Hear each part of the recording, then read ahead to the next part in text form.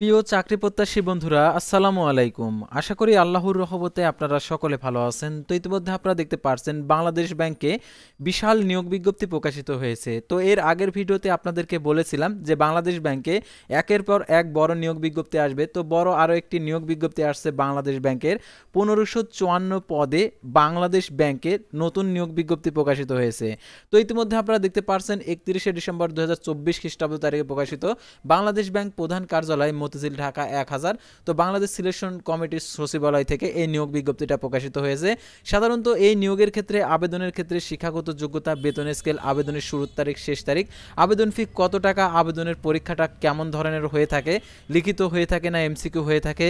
তো সাধারণত আপনারা অনেকে জানেন বাংলাদেশ ব্যাংকের ইংলিশ মিডিয়াম আর কি প্রশ্নপত্রে আর কি পরীক্ষা দিতে হয়। তো এই নিয়োগের ইংলিশ মিডিয়াম প্রশ্নপত্র পরীক্ষা হবে না বাংলা মিডিয়ামে, অর্থাৎ এমসিকিউ হবে না লিখিত হবে, সম্পূর্ণ কিছু বিস্তারিত আজকের এই ভিডিওটিতে জানতে পারবেন। তাই ভিডিওটি অত্যন্ত গুরুত্বপূর্ণ, তাই ভিডিওটি মনোযোগ সহকারে শেষ পর্যন্ত দেখতে থাকুন। আর আপনি যদি অল জব নিউজ বাংলাদেশ এই চ্যানেলে প্রথমবার এই ভিডিওটি দেখে থাকেন তাহলে আমাদের এই চ্যানেলটিকে সাবস্ক্রাইব করে রাখবেন, notification bell button all press করে রাখবেন, আর এই ভিডিওটিতে একটি লাইক করে দিবেন।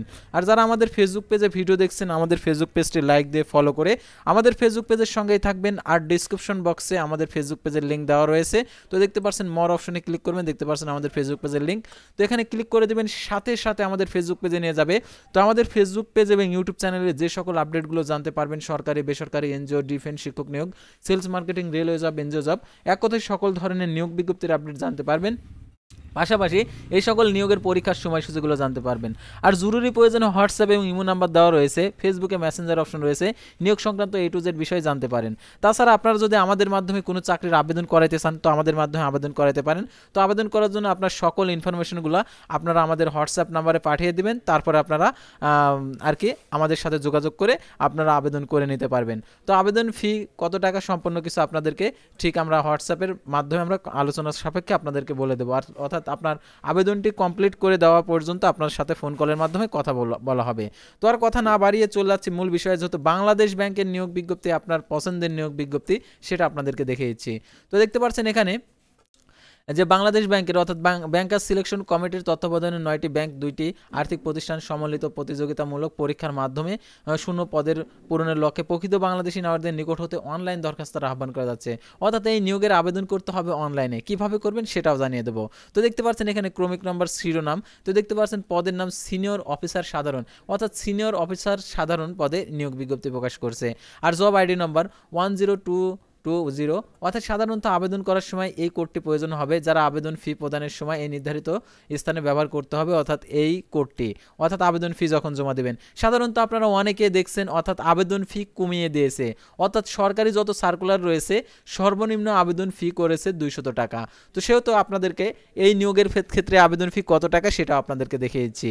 তো দেখতে পাচ্ছেন পদের সংখ্যা 1554টি, সোনালী ব্যাংক পিএলসি 422টি, অগ্রণী ব্যাংক পিএলসি 400টি, কৃষি ব্যাংক বাংলাদেশ কৃষি ব্যাংক 242টি, তারপর রাজশাহী কৃষি উন্নয়ন ব্যাংক 190টি, আনসার ভিডিপি উন্নয়ন ব্যাংক 189টি, বাংলাদেশ ডেভেলপমেন্ট ব্যাংক পিএলসি হচ্ছে 26টি, কর্মসংস্থান ব্যাংক 24টি, বেসিক ব্যাংক পিএলসি 20টি, প্রবাসী কল্যাণ ব্যাংক 7টি, ইনভেস্টমেন্ট কর্পোরেশন অফ বাংলাদেশ এটা হচ্ছে 19টি, Bangladesh house building finance corporation 15টি। তো দেখতে পাচ্ছেন বেতন স্কেল, দেখতে পাচ্ছেন জাতীয় বেতন স্কেল 2015 সাল অনুযায়ী 22,000 টাকা থেকে 53,060 টাকা বেতনে স্কেলে, তৎস নিয়ম অনুযায়ী অন্যান্য সুবিধাদি পদে রয়েছে। অর্থাৎ সাধারণত আপনাদেরকে প্রথম অবস্থায় বেতন দেবে 22,000 টাকা, আর 22,000 টাকার হচ্ছে বাড়ি ভাড়া হচ্ছে অর্ধেক, সাধারণত 11,000 টাকা। তাহলে বুঝতেই পারছেন এখানে কত টাকা হচ্ছে, 11,000 টাকা যদি বাড়ি ভাড়া হয় তাহলে বুঝতে পারছেন 33,000 টাকা। এছাড়া আরও যে সকল সুযোগ সুবিধা রয়েছে, প্রথম অবস্থায় আপনি 35,000 টাকা পর্যন্ত আপনি আর কি বেতন পাবেন। তার পরবর্তীতে সাধারণত আপনারা যখন লাস্টে 53,000 পর্যন্ত আপনি পাবেন তখন বুঝতে পারছেন বাড়ি ভাড়া আর কি আপনার হচ্ছে 26-27,000 টাকা করে। তাহলে 27,000 টাকা যদি বাড়ি ভাড়া হয় তাহলে আপনার ধরেন 80-90,000 টাকা করে আপনার লাস্ট বয়সে আপনি আর কি বেতন পাবেন। তারপরে আপনার পেনশন অর্থাৎ পেনশন সুবিধাও রয়েছে এই নিয়োগে। তারপরে দেখতে পাচ্ছেন এখানে শিক্ষাগত যোগ্যতা, অর্থাৎ আপনার যোগ্যতা আছে কিনা এই যোগ্যতার মাধ্যমে আপনারা বুঝতে পারবেন, অর্থাৎ 5 নং কলামের বর্ণনা অনুযায়ী বুঝতে পারবেন। শিক্ষাগত যোগ্যতা সমঝোতা কোনো স্বীকৃত বিশ্ববিদ্যালয় হতে যে কোনো বিষয়ে স্নাতকোত্তর ডিগ্রি বা 4 বছর মেয়াদী স্নাতক সম্মান ডিগ্রি থাকতে হবে। অর্থাৎ যারা ডিপ্লোমা পাস করেছেন অর্থাৎ তারা এটাতে সাধারণত ডিপ্লোমা সমমান পাশের ক্ষেত্রে আবেদন করতে পারবেন কিনা, অর্থাৎ আবেদন ফর্মে গিয়ে আপনারা দেখতে পারবেন। আর সাধারণত যারা 4 বছর মেয়াদী স্নাতক অর্থাৎ ডিগ্রি অর্জন করেছে যে কোনো সাবজেক্টে তারা আবেদন করতে পারবে।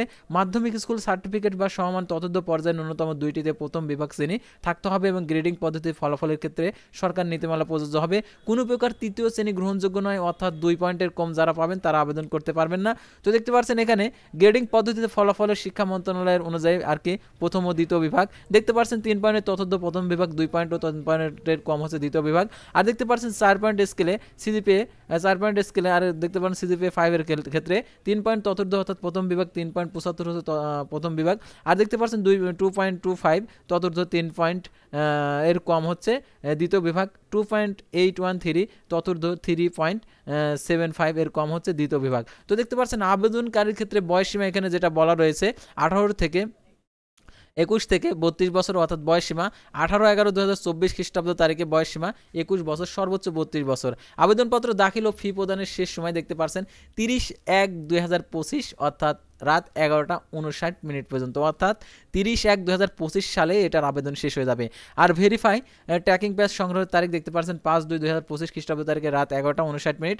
আবেদন ফি অফারের যোগ্য 200 টাকা রাজবাংলা ব্যাংক পিএলসির বাংলাদেশ ফিন্যান্স সার্ভিস MIFS রকেটের মাধ্যমে আবেদনকারী নিজে অথবা এজেন্টের মাধ্যমে আর এজেন্টের ব্যবহার করে ফি প্রদান করতে হবে।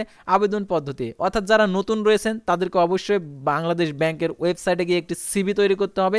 সিভি তৈরি করার পরেই আপনাদেরকে আবেদন করতে হবে। তো কিভাবে সিভি করবেন সেই আবেদন পদ্ধতিটা এখানে বলে দিয়েছে ক নম্বরে।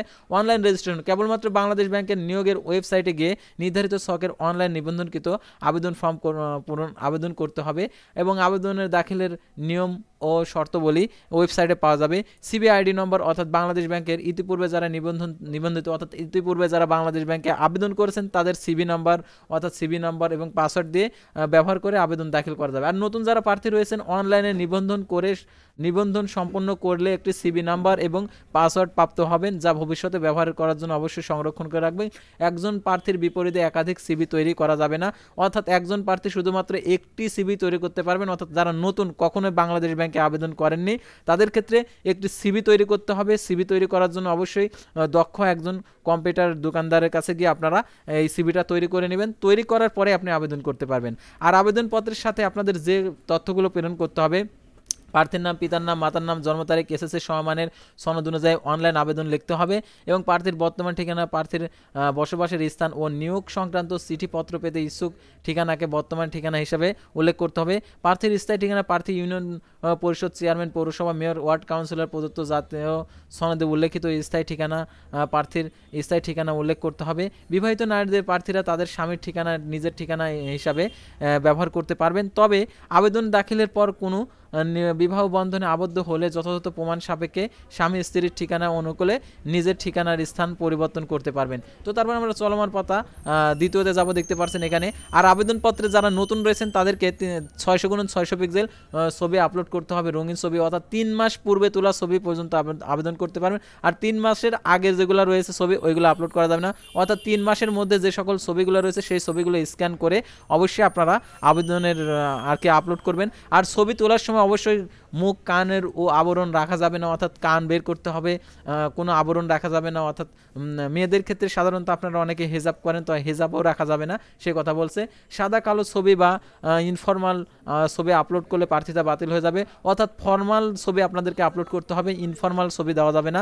অর্থাৎ সাধারণত আপনারা যে কোনো গেঞ্জি অথবা আপনি কোনো একটা এরকম ধরেন আপনার ভালো কোনো হচ্ছে পোশাক, অর্থাৎ ফর্মাল যে ড্রেস বলে সেই ড্রেসগুলো আপনারা বোঝেন, সেই ড্রেসগুলো পরে আপনি ছবি তুলে সেই ছবিটা আপলোড করবেন। আর সিগনেচার অবশ্যই 300x80 পিক্সেল আপলোড করতে হবে, এর বেশি নয়। আর দেখতে পাচ্ছেন 60 কেবির বেশি না হলে পারে আর কি এটা আপলোড নেবে না।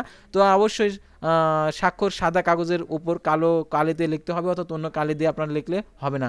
তো এখানে আরও শর্তাবলী রয়েছে। আর এটা ডাচ বাংলা ব্যাংক পিএলসির মাধ্যমে আর কি এই টাকাটি প্রদান করতে পারবেন। আর টাকা প্রদানের পেমেন্ট গেটওয়ে অর্থাৎ পেমেন্ট সম্পর্কে পদ্ধতি সম্পর্কে আপনারা এই ওয়েবসাইটে গিয়ে জানতে পারবেন। আর ভেরিফাই পেমেন্ট ভেরিফাই অর্থাৎ ট্র্যাকিং আইডি নম্বর বাংলাদেশ ব্যাংকের রিক্রুটমেন্ট ওর ওয়েবসাইটের ফিল্ডে বসে পেমেন্ট ভেরিফাই সম্পন্ন করতে হবে। আর এখানে আরও যে তথ্যগুলো দেওয়া রয়েছে, সাধারণত আপনারা জানেনই যে বাংলাদেশ ব্যাংকের যে প্রার্থীকে প্রথমে প্রাথমিক নির্বাচন করবে, তারপরে লিখিত পরীক্ষা হবে, তারপরে মৌখিক পরীক্ষায় অংশগ্রহণ করতে হবে। আর এটার পরীক্ষা হয় সাধারণত ঢাকাতে। যারা ঢাকাতে পরীক্ষা দিতে ইচ্ছুক তারা অবশ্যই আপনারা এই নিয়োগে আবেদন করবেন। আর যারা ঢাকাতে আবেদন করতে ইচ্ছুক নয় তাদের ক্ষেত্রে এই আবেদন করে শুধুমাত্র টাকা নষ্ট করাই হবে। আর দেখতে পাচ্ছেন শেষ তারিখের সময় অপেক্ষা না করে যত সময়ে আবেদনপত্র দাখিল ও ফি প্রদান ও পেমেন্ট ভেরিফাই সম্পন্ন করে তো ট্র্যাকিং পেজ হার্ড কপি আকারে সংরক্ষণ করার জন্য পরামর্শ দেওয়া যাচ্ছে। ভুল জব আইডি বা ভুল সিবি আইডি ব্যবহারপূর্বক ফি জমা দিলে পেমেন্ট ভেরিফাই না করলে আবেদনপত্র গ্রহণযোগ্য হবে না। তো আশা করি আপনারা এই নিয়োগ বিজ্ঞপ্তি সংক্রান্ত A to Z বিষয় জানতে এবং বুঝতে পারছেন। তো পরবর্তী ভিডিওতে আবারও কোনো নতুন জব সার্কুলার নিয়ে আপনাদের সামনে হাজির হব। সে পর্যন্ত সবাই ভালো থাকবেন, সুস্থ থাকবেন, আর অবশ্যই আমাদের ফেসবুক পেজটি লাইক দিয়ে ফলো করে ইউটিউব চ্যানেলটি সাবস্ক্রাইব করে পাশে থাকবেন। আল্লাহ হাফেজ।